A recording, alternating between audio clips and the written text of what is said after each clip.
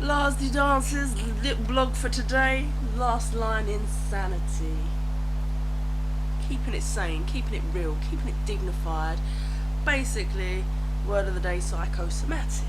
Attic insane. Psychosomatic, dramatic people. The ones that cross you, maybe, potentially. Make a few mistakes on your bank account, something like that. Just keep it like that and just be like, don't feel the need to say sorry.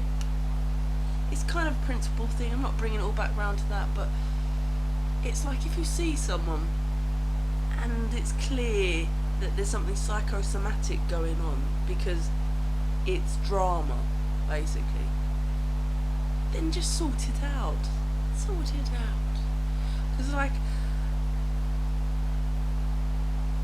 I think every single word I said to this person or individual might have been true, but there's a small little dice of me that just wants a simple sorry and wants something to relate to. Might be winding you up with the existential over flamboyance and the sentiment of love department after such a brief period, but it's kind of like, there you go, say your sorries, do your thing. Because if you were to bump into this person, there's not actually that much wrong done other than won't face the psychosomatic nature of whatever she's concocted in herself to open that door to you. We can all be accused of being psychosomatic at different times. Like, I'm quite overly sensitive to people's energies, and like, I was out with someone yesterday, and I think that should stick to I should stick to being a phone buddy, because it's like after a drink it become all, it's a bit too shapeshiftery and all cuckoo land, and I can't actually, it's too much for me, I think, to always embrace that hedonism in somebody else, because it can be quite dark, I find. But we can all do that sometimes. Anyway, it doesn't matter. Psychosomatic nature of people's. Could have opened that door ages ago. I was like, hello, what is going on? Did I do? I didn't. I'm still not sure what I did wrong. Don't want anything for you exactly, but maybe I'm just looking for that sorry. Because if I was to bump into her, it would be nicer if you could just be like, hey, rather than like what I said in my rap. Not that I'm promoting violence, but if I've been with it, it probably needed a hit. Stop your bleeding for it. It's not worth their tears. It's just this sort of cultivation of people that have this sort of lesser moral certitude in the way they handle people, and they allow their psychosomatic to be existentially something it's not sometimes even. They can even, their narcissism be dressed up as love and light when it's clearly not, if a party is suffering, when a simple, hello, how are you? So, yeah, sorry about that misunderstanding could have cleared something up. Because I don't think my approach with people always works. I think I'm a grand communicator, but if I haven't got anything to communicate with, I'm clearly going wrong somewhere. Which leads to other emotions. So yeah, it's like, hey, how you doing? Might actually, in some people, be what they need to snap out of their psychosomatic natures. Because I personally think if you've got something in common, or you do find that you have feelings for someone, it's not what, you shouldn't really throw that person away. I mean, there was somebody that I met via a choir. I think people have feelings for you that you don't have for them. Fine, still talk to them. There was this other person, he was way over the top. That's a stalker, that was insanity. You know, there's people, they play these games in their dynamics in their heads more so than others, psychosomatic games. And I personally just gave that person a wide berth for a very, very long time, and he got the message, and he would still talk to him now and again. In fact, it's quite a good relationship for me, because I just vent and be like, I'm not in the fucking mood, bollocks for him. But he doesn't seem to, he's, not that I'm saying he's a whipping boy, but fully ingratiated into some like level of thinking that I don't relate to, so I haven't got much of a tolerance for him anyway, so he learns that, so he doesn't call so much because I just shout at him. But we're still kind of friends, if you know what I mean. So basically, the moral of this, I'm not sure, is don't let psychosomatics make the world a bleaker place, please. I mean, yeah, because I put a note through someone's door saying, I follow this route. It's a nice route that you showed me. Don't abuse. Just like, simple, and it's quitting now, you know. It's like, I even sent her brother an email saying, I think I'll give it a year for the sake of humanity. Just keep trying for humanity, just 1 year. And I'm true to my word. And that was like, there you go. And because I found myself walking around in a circle, which I often do because I've got like literally the navigation skills of a headless pigeon, I'm like, oh, I'm walking past the door again. Oh, fuck it, I'm just gonna ring. And someone's just come to the window. The police are on their way. Psychosomatic, attic insane, drama, put down EastEnders. Well, you're you're fucking Taylor Swift Tay-Tay, fucking egoic false self that you've built up and calling yourself love and light in a world that's just basically psychosomatic, egoically insane. You're not Tay-Tay. You're not someone worth stalking. If I wanted to stalk, I would sleep in a sleeping bag outside your door. Thoughts cross somebody's mind. If you feel love feelings, people run with them.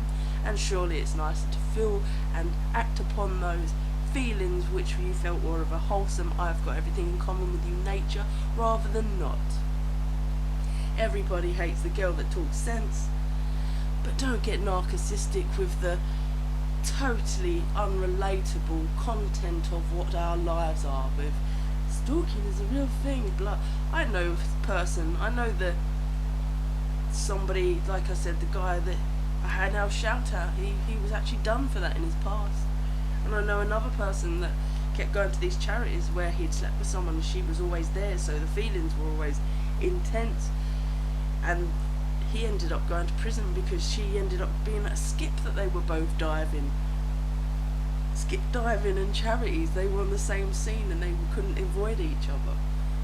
He ended up like in prison for pushing her or something. It's like, wow, so you can see how people can be whatever, but it's really not, in most cases, as extreme as the psychosomatic going on inside. I just killed it with love. Push it to the limit, go to great extremes, tell you that I think I did fall in love with you, and I actually did on some levels. People do, but not with the lack of sorry. I said I was too old for you, I knew that all along. You fucked my head sideways at that gig. Fine.